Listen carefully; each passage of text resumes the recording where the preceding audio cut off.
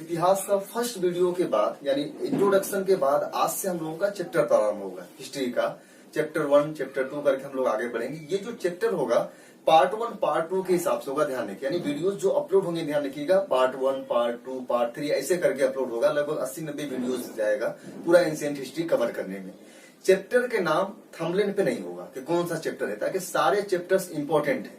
अगर थंबनेल पे हम नाम देते हैं कि वैदिक सभ्यता, सिंधु घाटी सभ्यता, गुप्त काल या गुप्तोत्तर काल, इसका मतलब ये होगा कि हम किसी एक चैप्टर को ही प्रायोरिटी दे रहे हैं कि वही चैप्टर इंपॉर्टेंट है। सारे चैप्टर्स एंशिएंट हिस्ट्री के इंपॉर्टेंट होंगे जो यहाँ पे क्लास लिया जाएगा। तो आपको पूरा देखना है 1 से लेकर के जहां तक जाएगा लास्ट तक 80 या 90 वीडियो तक कंप्लीटली एंशिएंट हिस्ट्री। यहाँ तक पूरा देखने के बाद आपका एंशिएंट हिस्ट्री से संबंधित मैक्सिमम प्रश्न, इवन की कहिए 95% से ज्यादा प्रश्न आप यहाँ पे सॉल्व करने के कंडीशन में हो जाएंगे। चाहे वो आईएएस में पूछा जाए प्रश्न, चाहे वो पीसीएस में पूछा जाए, ठीक है। तो उसी के तहत आज हम लोग पढ़ेंगे जो इतिहास का फर्स्ट लेक्चर होगा, फर्स्ट पार्ट होगा, मानव की उत्पत्ति एवं विकास। हम लोगों ने पहले वीडियोस में देखा था कि किस प्रकार से मानव के जो सभ्यता का निर्माण होता है या कल्चर्स की जो विकास होता है उसे भौगोलिक रूप से किस प्रकार जुड़ा हुआ है। उसी का एक उत्पत्ति है कि इतिहास अगर हम लोग प्रारंभ कर रहे हैं तो सबसे पहले यह जाने कि मानव की उत्पत्ति कैसे होती है और उसका विकास किस प्रकार से होता है। मानव विकास से यूपीएससी में, आईएएस में और यूपीपीएससी में भी कई बार प्रश्न पूछे गए हैं। यूपीएससी में ज्यादा चांस होते हैं यहाँ से पूछने के, क्योंकि यह जो चैप्टर हम पढ़ाने जा रहे हैं आपको किसी किताबों में नहीं मिलेगा और नहीं कोई पढ़ाता है इस चैप्टर को। नॉर्मली अब न जाने क्यों नहीं पढ़ाते हैं लोग, सबकी अलग अलग नजरिया है। लोगों को लगता है कि यह जो चैप्टर है काफी टफ चैप्टर है, ये बच्चों को समझ में नहीं आएगा, इस वजह से लोग नहीं पढ़ाते हैं। बहुत सारे लोगों को लगता है कि चैप्टर की इंपोर्टेंस ही बहुत कम है, लेकिन हमारे हिसाब से लगता है कि ये चैप्टर बहुत ही इंपॉर्टेंट है। यदि हम किसी टॉपिक को पढ़ने जा रहे हैं, कहीं एंट्री करने जा रहे हैं किसी में, तो ये चैप्टर काफी इंपॉर्टेंट माने रखता है। खासतौर से इतिहास में हम लोग बढ़ने जा रहे हैं तो इतिहास के लिए चैप्टर बहुत ही इंपॉर्टेंट है कि हम जान तो लें कि हमारा मानव किस प्रकार से विकसित होते होते आज हम वर्तमान में होमोसेपियंस के रूप में आए हुए हैं। यहाँ से प्रश्न भी पूछे जाते रहे हैं, कई सारे प्रश्न पूछे गए हुए हैं। हम बताएंगे भी आगे चल करके। प्रश्नों की भी एक श्रृंखला हमारी शुरू होगी जल्दी ही। आप लोगों के लिए बहुत ही बड़ा जो है कि आप लोगों को गिफ्ट होगा बहुत ही जल्द ही। आप लोगों का जो सीरीज था आप देखे जरा किसमें कितना है दम। काफी लोगों ने मैसेज किया सीरीज से शुरू किया जाए, इसे हम नए तरीके से शुरू करेंगे। बिल्कुल मेहनत करना है, उस पर अच्छे से शुरू करना है, ठीक है। प्रोजेक्टर नहीं कोई बात नहीं, लेकिन हम लोग शुरू करेंगे अपने तरीके से। तो आज हम लोग बात करेंगे मानव की उत्पत्ति एवं विकास से संबंधित जो चैप्टर है। ये पहला चैप्टर है मानव की उत्पत्ति एवं विकास। जब हम मानव की उत्पत्ति एवं विकास को दो भागों में बांट देते हैं, एक तो हो जाता है उत्पत्ति कि मानव की उत्पत्ति किस प्रकार से हुई, यानी उत्पत्ति कब हुई। दूसरा होता है मानव का विकास। यदि उत्पत्ति की बात किया जाए तो माना जाता है कि मानव की उत्पत्ति सेनोजोइक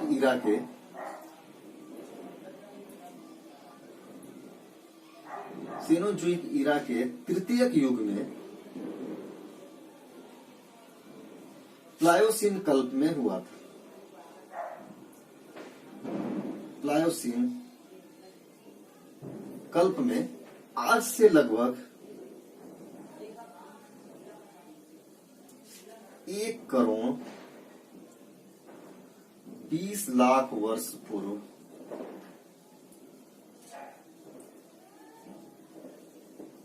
हुआ था। ध्यान रखिए।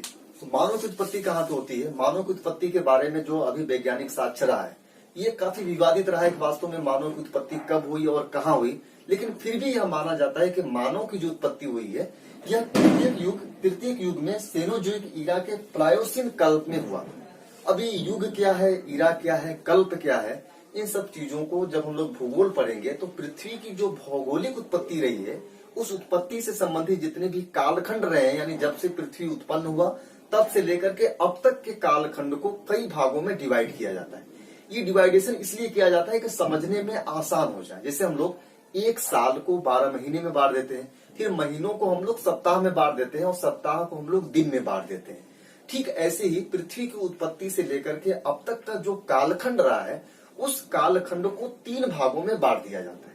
पहला भाग होता है महाकल्प जिसे ईरा बोला जाता है, दूसरा भाग होता है युग जिसे बोला जाता है ईपोच, और तीसरा भाग होता है शक या कल्प जिसे बोला जाता है पीरियड। ध्यान रखिए, यहाँ पे इसे समझ लीजिए तीनों। अच्छे से हम लोग आगे पढ़ेंगे। तो जब भूगोल हम लोग पढ़ेंगे, ज्योग्राफी की जब हम लोग शुरुआत करेंगे, तो वहां पे हम बात करेंगे इन तीनों कालखंडों की क्या होता है।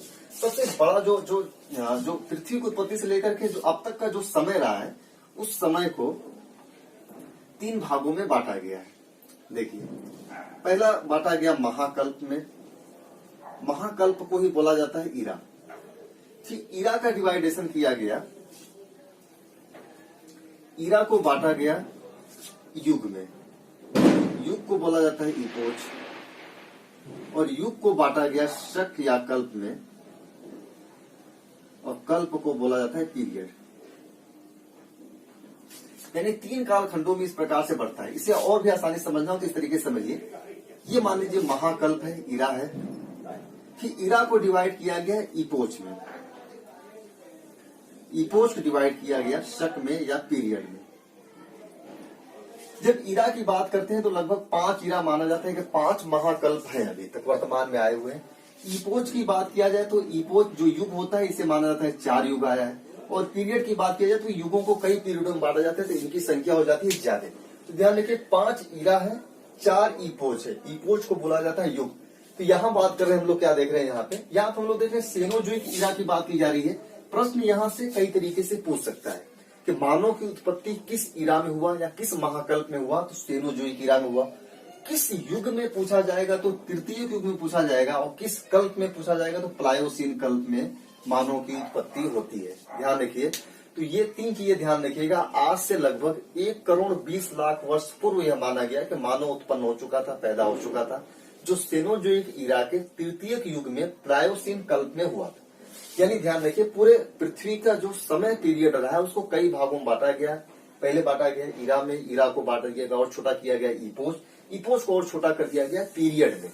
जैसे हमने बताया कि हम लोग 1 साल को सुविधा के अनुसार एग्जाम्पल के तौर पर अगर समझे तो 1 साल को हम लोग बांट देते हैं महीनों में। 12 महीने होते हैं कि 12 महीनों को जो महीने होते हैं, महीनों को हम लोग बांट देते हैं सप्ताह में, यानी 1 महीने में 4 सप्ताह होते हैं। और सप्ताह को हम लोग बांट देते हैं दिन में, यानी 1 सप्ताह में 7 दिन होते हैं।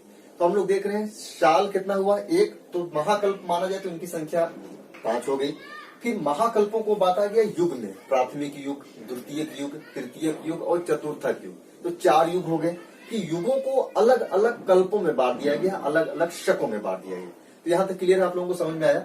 यहाँ ध्यान रखिए, मानव की उत्पत्ति हमने करा दिया कब, सेनोजोइक ईरा के तृतीयक युग में, प्लायोसीन कल्प में। आज से लगभग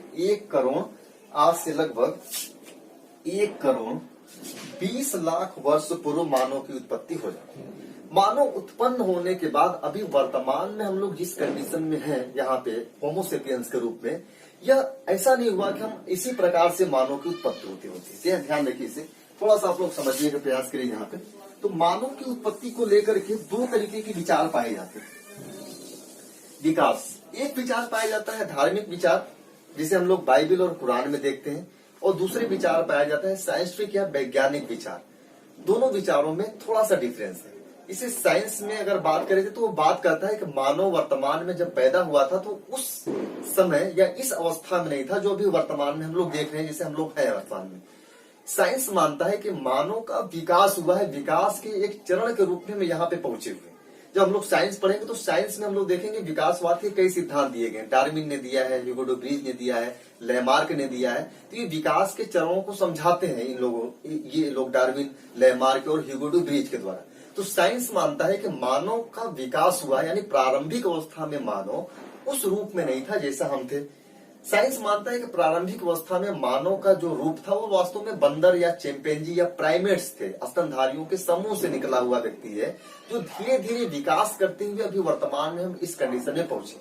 लेकिन जब हम धार्मिक विचार की बात करते हैं, जब हम रिलीजियस व्यू में जाते हैं, तो रिलीजियस व्यू कहता है कि मानव की उत्पत्ति ईश्वर ने ऐसे ही किया था जैसे हम लोग हैं वर्तमान में। यानी धार्मिक रूप से मानव का विकास नहीं हुआ है, बल्कि ईश्वर ने मानव को मानव के रूप में ही पैदा किया था। यानी हम मानव के रूप में ही पैदा हुए थे, ऐसा नहीं था कि हम बंदर के रूप में पैदा हुए थे या चिंपैंजी या गोरिल्ले के रूप में पैदा हुए थे। तो साइंस और जो यानी कि साइंटिफिक व्यू और रिलीजियस व्यू में काफी डिफरेंस हो जाता है। तो ध्यान रखिए, अभी जो मान्यता प्राप्त व्यू है वो व्यू है साइंटिफिक व्यू। और साइंस यह मानता है, विज्ञान यह मानता है कि मानव का विकास हुआ है। इस वजह से मानव विकास से संबंधित प्रश्न भी पूछे जाते रहे हैं और हमारे लिए इसलिए भी इम्पोर्टेंट हो जाता है कि साइंस में जब मानव विकास की बात की गई है और आयोग में बार बार यहाँ से प्रश्न पूछे जाते रहे हैं, तो इन दोनों उद्देश्यों से हमारे लिए इम्पोर्टेंट हो जाता है कि हम इस चैप्टर को पढ़ें।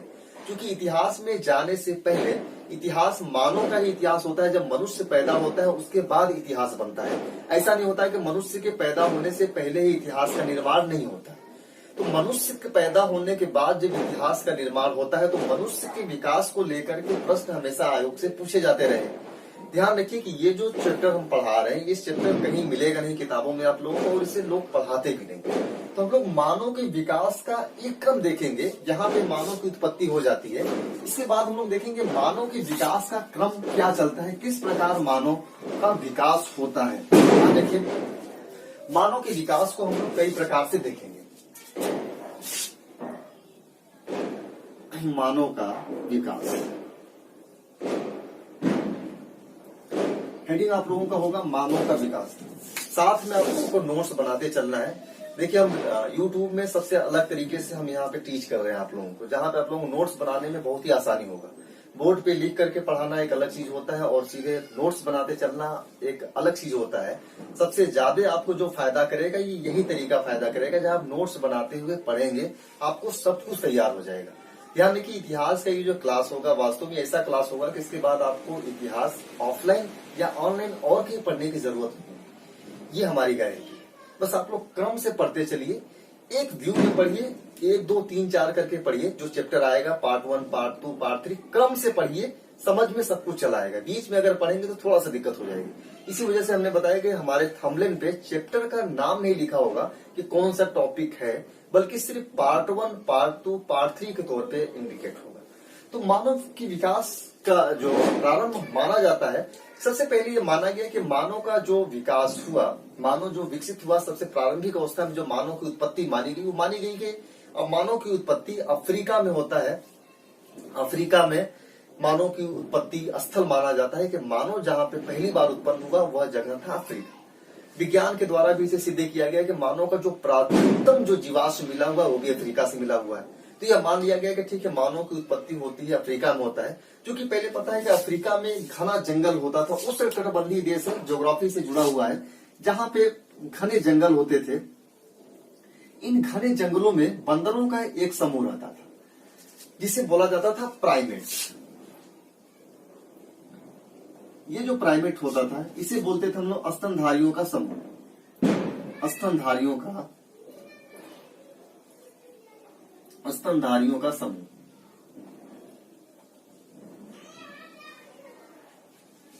इन प्राइमेटों से मानव की उत्पत्ति या मानव के विकास को जोड़ा जाता है कि मानव का जो विकास हो वो प्राइमेट से होता है। प्राइमेट्स बोला जाता है जो स्तनधारियों का जो समूह होता है उसे प्राइमेट्स बोलते हैं।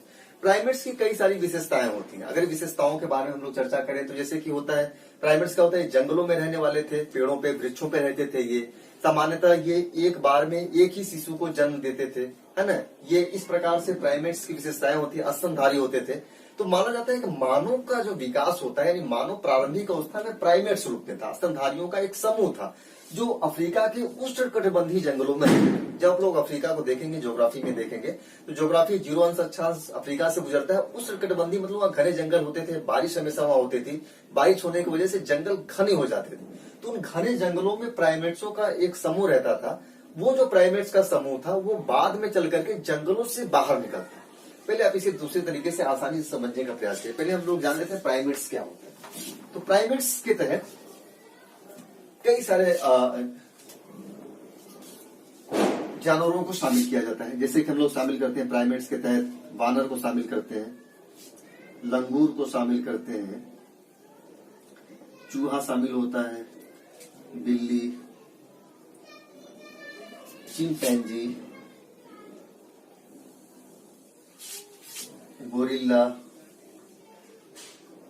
चिंपैंजी, गोरिल्ला, ओरांग उटांग, ये प्राइमेट्सों का एक समूह था जो अफ्रीका के उष्णकटिबंधीय जंगलों में रहता था। तो फर्स्ट प्राइमेट के तौर पे बानरों का एक समूह अफ्रीका के उष्णकटिबंधीय जंगलों से बाहर निकलता है, मैदानी इलाकों में जाता है और अपने आप को थोड़े बहुत मात्रा में मैदानी इलाकों में रहने के लिए अनुकूलित कर लेता है। तो इसी को बोला गया रामापिथेकस। जब यह वानरों का समूह मैदानी इलाकों में आता है। मैदानी इलाकों में आने के बाद अपने आप को मैदानी इलाकों में रहने के अनुकूल कर लेता है, इसे बोला गया रामापिथेकस। रामापिथेकस से ही मानव विकास का क्रमिक विकास प्रारंभ होता है। यानी सबसे पहले जो अपने आप को जंगलों से बाहर निकाला वानरों का समूह, थोड़ा बहुत इरेक्ट यानी कि खड़े होने लगे। हमें पता है कि वानर कैसे होते थे, पूरी तरीके से झुक करके चलते थे, रीढ़ की हड्डी उनकी सीधी नहीं होती थी। तो रामापिथेकस जब मैदानी इलाकों में आता है तो थोड़ी बहुत मात्रा में सीधे होने लगे थे, जिन्हें सेमी इरेक्टर्स भी बोला जाता था। सेमी इरेक्टर इसलिए बोला गया कि थोड़े मात्रा में वो कमर अपने रीढ़ की हड्डी इनकी सीधी हुई। तो रामापिथेकस से मानव के विकास का क्रम प्रारंभ होता है। ध्यान रखिए, रामापिथेकस के बाद हम लोग आगे बढ़ते हैं। यहाँ ध्यान रखिएगा, जो प्राइमेट्स थे स्तनधारी। एक चीज और आप लोगों को बता देते हैं, अभी वर्तमान में जो रिसर्च आया है, जो नया रिसर्च आ चुका है कि मानव का, आधुनिक मानव का सबसे जो करीबी जो प्राइमेट्स है, सबसे करीबी जो प्राइमेट्स माना जाता है वो माना जाता है चिंपैंजी। ध्यान रखिए, मानव के जीन और चिंपैंजी के जीन में 1.27% का ही अंतर है। यानी जो हमारे जीन में जिस प्रकार की हमारी संरचना है, ठीक वैसी चिंपैंजी के जीन में भी सेम संरचना है, सिर्फ अंतर पाया जाता है 1.27%। यदि प्रश्न पूछे कि मानव के सबसे करीबी प्राइमेट्स कौन सा है, तो हमारा आंसर होगा चिंपैंजी। अभी तक लोग वानर बोलते थे, लेकिन ध्यान रखिए अब वानर वाला कॉन्सेप्ट समाप्त हो चुका है। अब मानव का सबसे करीबी जो प्राइमेट्स है वो है चिंपैंजी प्राइमेट्स है। ध्यान रखिएगा, अब वानर नहीं रहा। यानी हमारी जो उत्पत्ति का जो स्रोत माना गया, हमारे के बंदरों से जोड़ा गया हमारे विकास को, अब साइंस कहता है कि हमारा विकास वास्तव में चिंपैंजियों से हुआ है। हमारे जीन चिंपैंजी से मिलते हैं ज्यादा, न कि वानरों से मिलते हैं।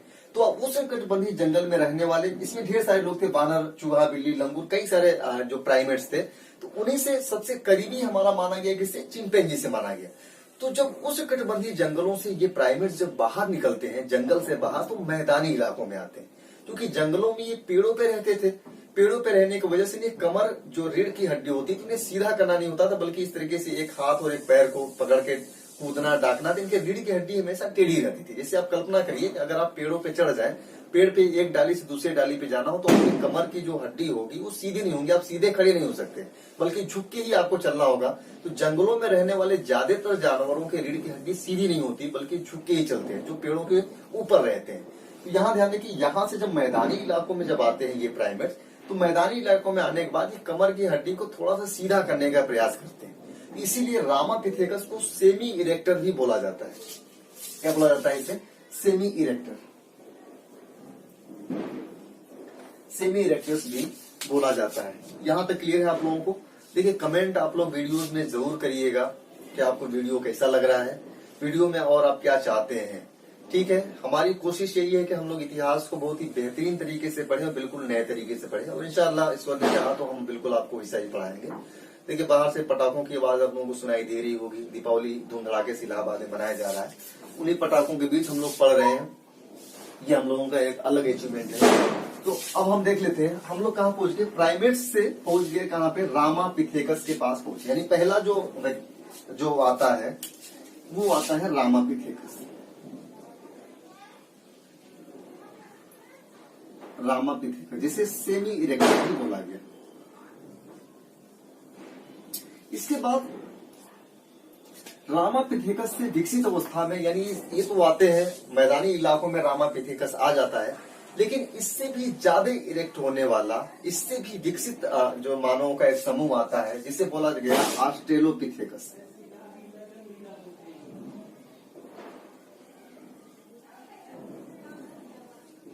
देखिए, रामापिथेकस से ज्यादा विकसित क्या हो गया? ऑस्ट्रेलोपिथेकस आया, और 1924 में इस ऑस्ट्रेलोपिथेकस मानव की जो खोज की गई, रेमंड ए डार्ट ने खोजा था। कहां पे खोजा था? ऑस्ट्रेलोपिथेकस के बारे में ध्यान रखिए। 1924 में रेमंड ए डार्ट ने इसे खोजा। कहा? मध्य अफ्रीका के रोडेशिया का जो वर्तमान नाम है वह नाम है जिम्बाब्वे। रोडेशिया का जो वर्तमान नाम है वो जिम्बाब्वे है, उसका प्राचीन नाम था रोडेशिया।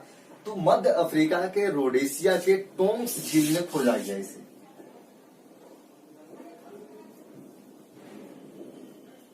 टोंगसील में इसके साक्ष्य मिलता है, यानी कि इसके अस्थि अवशेष मिलते हैं। जो प्राचीनतम मानव सम बोला जाता है, मानव सम का मतलब होता है जो मानव के समान था, होमिनिड्स जिसे बोला जाता है। तो प्राचीनतम मानव सम किसे बोला गया? ऑस्ट्रेलोपिथेकस को। ध्यान रखिए, प्राचीनतम मानव सम था ये, प्राचीनतम मानव सम था, इसे बोला गया होमोनिड्स, होमिनिड्स। प्राचीनतम मानव था जिसे होमिनिड्स बोला गया। इसकी जो कपाल क्षमता होती थी, क्रेनियम कैपेसिटी, ये था 500 सीसी से लेकर के 700 सीसी तक। क्रेनियम कैपेसिटी को बोलते हैं कपाल क्षमता। ध्यान रखिए, कपाल क्षमता यानी कि हमारी जो बुद्धि की जो आईक्यू मापी जाती है वो सीसी से ही मापी जाती है, क्रेनियम कैपेसिटी से ही, कपाल क्षमता से ही आईक्यू की माप की जाती है। तो ये जो ऑस्ट्रेलोपिथेकस मानव यानी इसी मानव को माना जाता है। इसी की खोज से जो माना गया मध्य अफ्रीका के रोडेशिया या जिम्बाब्वे के टोंगसील में जब खोजा गया, यही माना जाता है कि मानव का प्राचीनतम ये मानव संता होमिनिड्स था। होमिनिड्स का मतलब होता है जो मानव का पूर्वज माना जाए, यानी पहला जो मानव का पूर्वज माना जाता है वो ऑस्ट्रेलोपिथेकस माना जाता है। अभी जो रामापिथेकस था ये सेमी रिएक्टर अवस्था में था। मानव का विकास का पहला चरण तो था, लेकिन मानव का पहला जो पूर्वज माना जाता है वो ऑस्ट्रेलोपिथेकस माना जाता है। ये जो रामापिथेकस था वास्तव में प्राइमेट्स के तौर पे ही था, जंगलों से बाहर निकला तो प्राइमेट्स के तौर पे ही था। लेकिन ऑस्ट्रेलोपिथेकस को पहला होमोनिड मान लिया गया जो मानव के समान था। होमिनिड्स का मतलब भी होता है मानव के समान या मानव सम उसे बोला जाता है। तो प्राचीनतम मानव सम ऑस्ट्रेलोपिथेकस को माना गया। देखिए प्रश्न भी यहीं से ऐसे ही पूछता है कि प्राचीनतम होमिनिड्स कौन है या मानव सम कौन है, तो वो था ऑस्ट्रेलोपिथेकस, जिसकी खोज 1924 में रेमंड ए डार्ट्स ने किया था। ध्यान रखिए, यहाँ तक क्लियर है। उसके बाद आता है ऑस्ट्रेलोपिथेकस के बाद आता है होमो हैबिलस। होमो हैबिलस के बारे में होता है कि ये हाथों का खुला प्रयोग करते थे, हाथों का ये खुला प्रयोग करने वाले पहले व्यक्ति थे, होमो हैबिलस। ध्यान रखिए, एक क्रम से इसे नोट्स आप लोग बनाते चलिए। ऑस्ट्रेलोपिथेकस, इसके बाद हम लोग आते हैं होमो हैबिलस।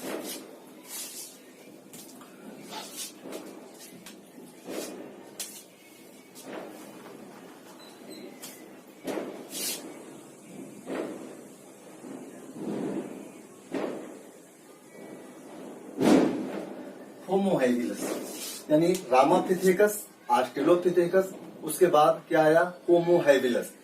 इनके बारे में क्या था, ये ऑस्ट्रेलोपिथेकस से ज्यादा अपने हाथों का प्रयोग करते थे। ये हाथों का खुला प्रयोग करने वाले पहले व्यक्ति थे।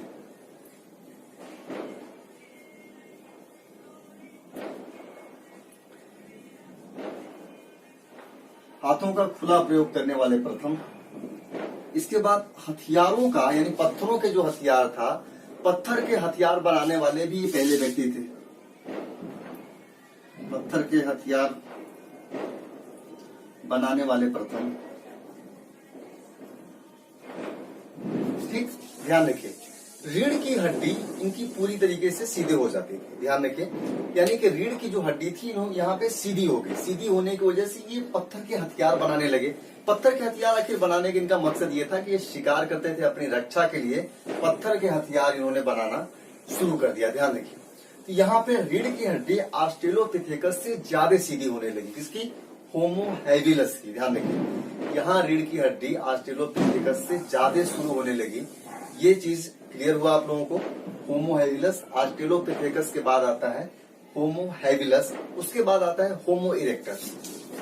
अगला जो मानव के विकास का क्रम रहा वो है होमो इरेक्टर।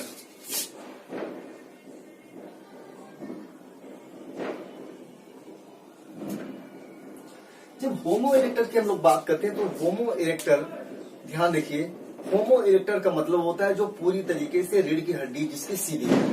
अभी तक हम लोग देख रहे थे कि ऑस्ट्रेलोपिथेकस की रीढ़ की हड्डी पूरी तरीके से सीधी नहीं हो रही थी, रामापिथेकस की भी पूरी तरीके से रीढ़ की हड्डी सीधी नहीं हुई थी, यानी कमर के बल सीधे खड़ा नहीं हो पा रहा था। होमो हैबिलस भी कमर के बल पूरी तरीके से सीधा खड़ा नहीं हो पा रहा था।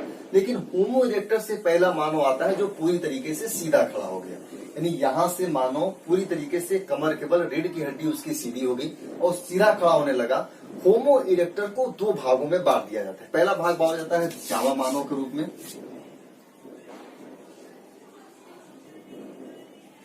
फिर दूसरे भाग में इसे बांटा जाता है पीकिंग मानव के रूप में। ध्यान रखिए, पीकिंग जो है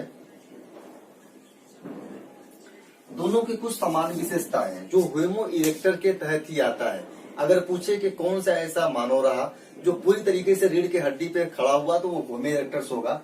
होमो इरेक्टर को पुनः दो भागों में हम लोग बांटते हैं, जावा मानव और पीकिंग मानव। पीकिंग हमें पता होना चाहिए कि पीकिंग जो अभी जो चीन की राजधानी बीजिंग है उसका पुराना नाम था पीकिंग। तो पीकिंग में साक्ष्य मिले थे, लगभग 40 अस्थि अवशेष मिले थे, इस वजह से वहाँ पीकिंग मानव नाम रखा गया। जावा हमें पता है इंडोनेशिया का एक द्वीप है जहाँ पे जावा मानव के साक्ष्य मिले, तो वहाँ जावा मानव कहा गया। दोनों मानव की कुछ सामान्य विशेषताएं हैं, जावा मानव की भी और पीकिंग मानव की भी। तो जावा मानव ध्यान रखिए, जावा मानव की जो खोज हुई थी जावा द्वीप में सोलो नदी के किनारे हुआ था। कहाँ पे जावा मानव की खोज हुई थी? इसकी जो खोज हुई जावा द्वीप में, जावा में सोलो नदी के किनारे, सोलो नदी के किनारे ठीक टीनिंग ग्राम में एक गांव था जिसका नाम था टीनिंग ग्राम। टीनिंग ग्राम में जावा मानव की खोज हुई। ये जो मानव था ये नरभक्षी था। नरभक्षी यानी आदमियों को खाने वाले होते थे, ये नरभक्षी मानव होते थे। इनकी जो खोज की गई थी यू डुआय ने किया था खोज, इनकी यू डुआय ने खोज किया था। और इनकी जो कपाल क्षमता थी वो 900 सीसी थी। यानी इनकी कपाल क्षमता हम लोग देख रहे हैं कि इनकी जो कपाल क्षमता थी ऑस्ट्रेलोपिथेकस से ज्यादा थी। यानी कपाल क्षमता, इनकी जो आईक्यू लेवल है धीरे धीरे बढ़ रही है। हम लोग क्या देख रहे थे, जो ऑस्ट्रेलोपिथेकस था उसकी जो कपाल क्षमता थी, आईक्यू लेवल कितना था, 500 से लेकर के 700 सीसी थी। उसके बाद होमो इरेक्टर आते हैं जिनकी कपाल क्षमता, जावा मानव कपाल क्षमता 900 सीसी हो जाता है, ध्यान रखिएगा। इसके बाद हम लोग आते हैं पीकिंग मानव में। तो पीकिंग मानव के हम लोग पता है कि पीकिंग मानव की जो खोज हुई थी वो चीन में हुआ था और इनकी जो खोज की गई थी WC पेई ने की थी। WC पेई ने खोजा था। यहाँ पे 40 अस्थि पंजर मिले थे, अस्थि अवशेष।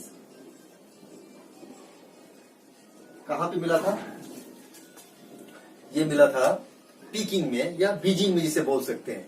ध्यान रखिए, ये जो दोनों मानव हैं, जावा मानव और पीकिंग मानव, दोनों होमो इरेक्टर के तहत ही आते हैं।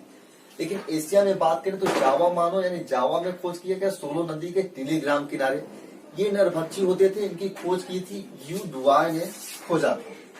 और इनका जो कपाल क्षमता होता था 900 सीसी होता था। पीकिंग मानव की बात की गई, इसको खोजा गया था WC पेई ने खोजा था। 40 अस्थि पंजर मिले हुए थे। इनकी जो कपाल क्षमता थी वो 1000 सीसी थी।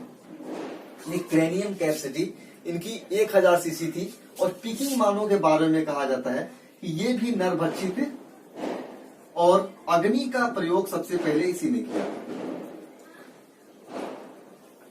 तो अग्नि का प्रयोग करने वाले सबसे पहले कौन से लोग थे? ये पीकिंग मानव थे जिन्होंने पहली बार आग का प्रयोग किया। यह प्रश्न को थोड़ा सा घुमा सकता है, थोड़ा सा उलझा सकता है कि अग्नि का प्रयोग सबसे पहले किस मानव ने किया, जहां पे पीकिंग या जावा मानव का ऑप्शन न देकर के होमो इरेक्टर देगा। तो हमें क्या मानना होगा? होमो इरेक्टर ने अग्नि का सबसे पहले प्रयोग किया। यानी होमो इरेक्टर को दो भागों में बांटा जाता है, जावा मानव के रूप में और पीकिंग मानव के रूप में। पीकिंग मानव ने सबसे पहले अग्नि का प्रयोग किया था। अगर पीकिंग ऑप्शन में नहीं होगा तो होमो इरेक्टर ऑप्शन में होगा। तो होमो इरेक्टर को लेकर के पहली बार सीधा खड़ा हुआ, अग्नि का आविष्कार सबसे पहले होमो इरेक्टर ने किया। ये नरभक्षी होते थे, इन्हें बोल सकते हैं सर्वाहारी होते थे होमो इरेक्टर, जो सब कुछ खाते थे। यानी मांसाहारी होते थे, सॉरी सर्वाहारी नहीं, होमो इरेक्टर जो है मांसाहारी होते थे, ये मांस खाते थे। इन्हें बोला जाता है जावा और पीकिंग मानव में ये नरभक्षी होते थे, नरों खाते थे। तो होमो इरेक्टर्स के बाद आता है जो अगला जो विभाजन आता है वो होता है निएंडरथल मानव का।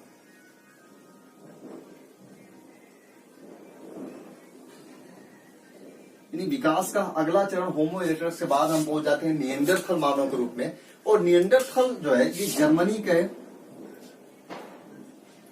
ध्यान रखिए, निएंडरथल मानव का जो पहला साक्ष्य मिला था वो जर्मनी के निएंडर स्थल से मिला था। इस वजह से माना जाता है कि इसे निएंडरथल मानव बोला गया। इसकी जो खोज की गई थी, खोजा गया था इसे जो खोजा था सी फुल रोड के द्वारा खोजा गया था। सी फुल रोड के द्वारा निएंडरथल मानव की पहली बार खोज की गई। ये जो मानव था वास्तव में निएंडरथल मानव, इस मानव से ढेर सारी चीजों का विकास होता है। इसे अच्छे तरीके से ध्यान रखिए। निएंडरथल मानव का जो रहा है क्रम रहा है विकास के चरण पे, ये लगभग विकास के बहुत ही बड़े चरण पे था निएंडरथल मानव का।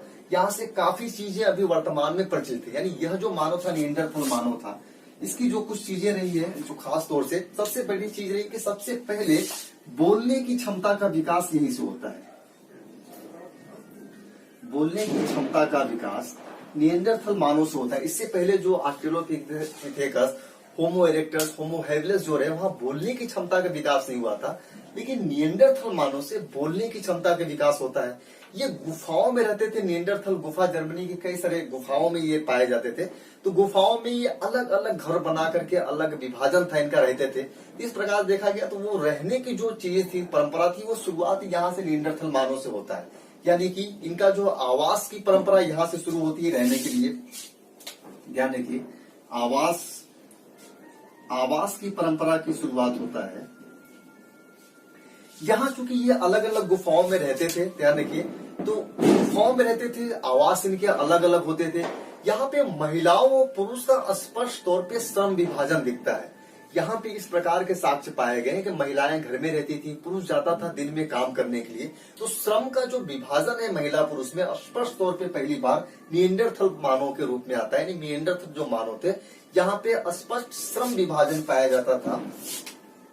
यहाँ पे श्रम विभाजन का शुरुआत होता है इनसे। इसके अलावा जब ये मर जाते थे, इनके जब मृत्यु हो जाती थी, तो मृत्यु होने के बाद ये शव को दफना देते थे। यानी कि शव दफनाना, इनकी जो प्रारंभिक साक्ष्य मिले शव दफनाने का, तो निएंडरथल मानव शव दफनाने की प्रथा शुरू किए थे। शव दफनाने की प्रथा किसने शुरू किया था? निएंडरथल मानव ने। श्रम विभाजन किस प्रकार से पाया गया कि पुरुष जाते थे बाहर काम करने के लिए, महिलाएं घर में रहती थी, तो यहाँ पे श्रम विभाजन हो गया। उसके बाद शव दफनाने की जो परंपरा थी, यानी मृत्यु होने के बाद इस शव को दफना देते थे। इसके बाद आग का व्यापक स्तर पे जो प्रयोग किया गया, यानी आग का प्रयोग हम लोग देख रहे हैं, होमो इरेक्टस ने आग का प्रयोग कर लिया था, लेकिन आग का व्यापक लेवल पर, बड़े लेवल पे जो प्रयोग किया गया, यानी खाना बनाने के रूप में, ये निएंडरथल मानव के द्वारा ही किया गया। जब हम होमो इरेक्टस में थे, जहाँ पे आग का आविष्कार तो हो गया था, प्रयोग उन्होंने किया था, लेकिन वो जो आग का प्रयोग करते थे वो अपने गुफाओं में, जहाँ पे रहते थे जंगलों में, वहाँ आगे पीछे जलाने के लिए आग, जिससे कि जानवरों का आक्रमण उनके ऊपर न हो।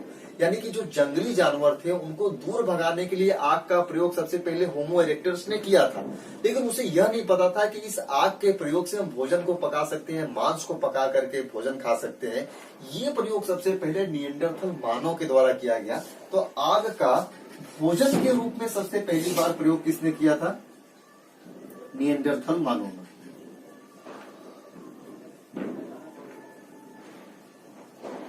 भोजन के रूप में प्रयोग, या इसे बोला जा सकता है आग का व्यापक स्तर पर प्रयोग। यही निएंडरथल मानव से सामाजिक सभ्यता भी विकसित होती है। यानी श्रम, धर्म एवं संस्कृति का विकास भी इन्हीं के द्वारा किया जाता है। इससे हमने बताया कि धार्मिक रूप से अगर देखा जाए तो ये मृत्यु होने के बाद जब दफनाते थे, तो दफनाने के साथ ही उनके कुछ सामान जो होते थे, जैसे कि कुछ चीजें जो डेली यूज करने वाली होती थी, साथ में ही दफना दिया जाता था। ये मकसद क्या होता था कि मृत्यु के बाद जब ये जहाँ पे इनकी आत्मा होगी उन चीजों का प्रयोग करेगी।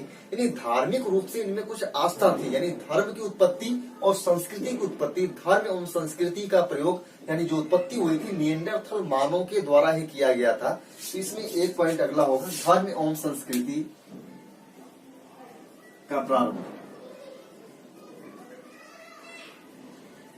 धर्म एवं संस्कृति, यानी धर्म एवं संस्कृति के रूप में जो प्रारंभ किया गया, ये निएंडरथल मानव के द्वारा शुरू किया गया। तो हम लोग देख रहे हैं मानव की ढेर सारी विशेषताएं निएंडरथल मानव के रूप में पाई जाती है। इनकी जो कपाल क्षमता थी ये 1450 सीसी थी। क्रेनियम कैपेसिटी 1450 सीसी थी, जो वर्तमान मानव के लगभग समान है। अभी हम लोगों की भी जो कपाल क्षमता है वो 1450 सीसी मानी जाती है। तो निएंडरथल मानव की जो कपाल क्षमता थी वो 1450 सीसी थी और वर्तमान मानव की जो कपाल क्षमता थी वो भी 1450 सीसी थी।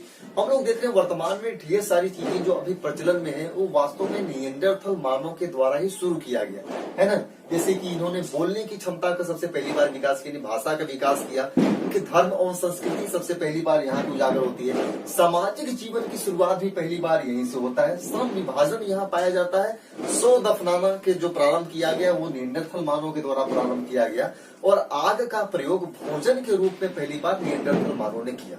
इस प्रकार हम लोग देख रहे हैं कि निएंडरथल मानव की जो बहुत सारी परंपराएं वर्तमान में है, यानी मानव के विकास में ये महत्वपूर्ण भूमिका निएंडरथल मानव के द्वारा लगाया जाता है, निएंडरथल मानव के द्वारा किया जाता है, भूमिका निभाई जाती है। अब निएंडरथल मानव के बाद जो अगला मानव का विकास विकसित रूप आता है उसे हम लोग बोलते हैं क्रो मैग्नन मानव या होमो सेपियंस सेपियंस मानव भी बोला जाता है। यानी अगला जो होगा क्रो मैग्नन, क्रो मैग्नन मानव अगला जो होता है। इसका जो ये जो प्रारंभ इसका जो खोज किया गया वो फ्रांस में किया गया। फ्रांस की इसकी खोज फ्रांस के मैग्रीवर द्वारा फ्रांस में इसका खोज फ्रांस के मैग्रीवर द्वारा किया गया। कहां पे किया गया? फ्रांस में किया गया। फ्रांस में मैग्रीवर के द्वारा क्रो मैग्नन चट्टान में किया गया, इसीलिए इसका नाम रख दिया गया क्रो मैग्नन चट्टान। क्रो मैग्नन चट्टान में किया गया था पहली बार जो साक्ष्य मिले क्रो मैग्नन मानव का, या इसे हम लोग बोलते हैं होमो सेपियंस सेपियंस मानव का साक्ष्य फ्रांस से मिलता है, मैग्रीवर के द्वारा खोया जाता है क्रो मैग्नन चट्टान में। ध्यान रखिए इनकी जो कपाल क्षमता थी, इनकी जो क्रेनियम कैपेसिटी थी वो 1600 सीसी थी।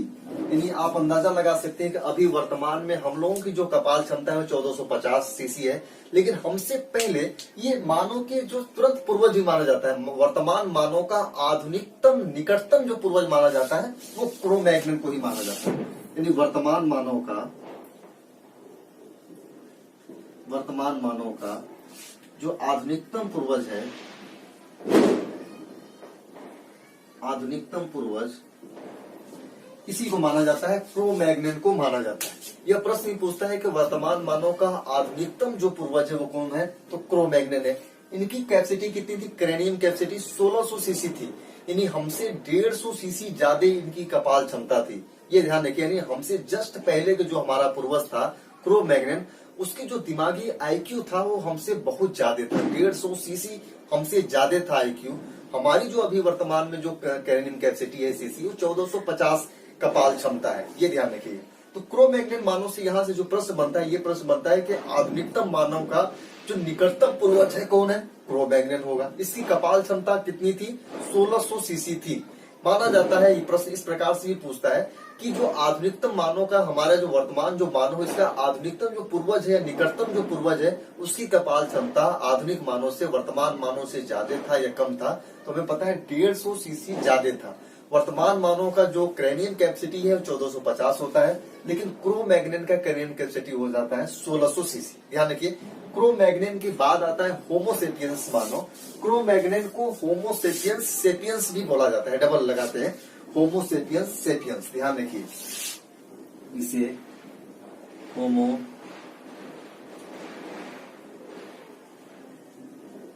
सेपियंस होमो सेपियंस सेपियंस भी क्रो मैग्नन को कहा जाता है। यहाँ 2 पॉइंट इंपॉर्टेंट है, एक ये कि 1600 सीसी इनकी जो क्रेनियम कैपेसिटी है, और दूसरा पॉइंट इंपॉर्टेंट है कि वर्तमान मानव का आधुनिकतम पूर्वज इन्हीं को बोला जाता है। यहाँ तक क्लियर है आप लोगों को? अब हम लोग आगे बढ़ेंगे। देखिए शाम हो चुकी है, लगभग 8 बज रहे हैं, तो पटाखों की आवाज आप लोगों को ढेर सारी सुनाई देगी। तो अभी 10-5 मिनट हम लोगों को बचा हुआ है, उसको पढ़ेंगे। तो उसके बाद हम लोग जो अगला जो चैप्टर होगा वो पाषाण काल से हम लोग पढ़ेंगे।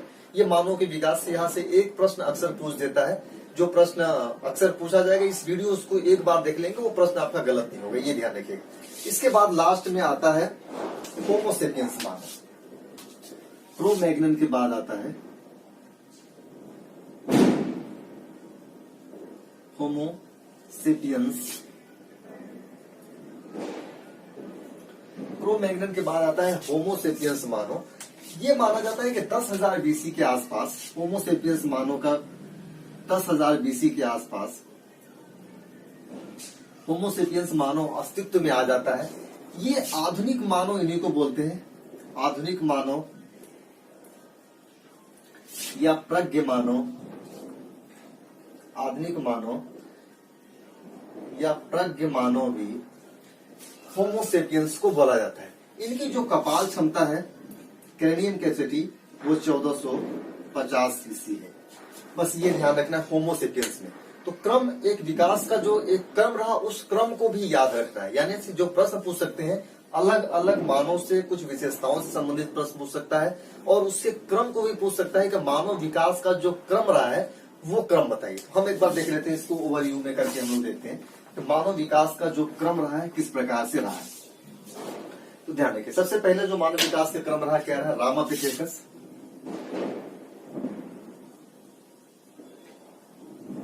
रामापिथेकस के बाद मानव का विकास का क्रम होता है ऑस्ट्रेलोपिथेकस,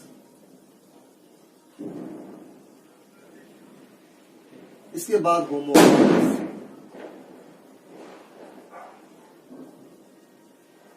फिर आता है होमो इरेक्टर। होमो इरेक्टर को दो भागों में बांटा गया था, जावा मानव और पीकिंग मानव।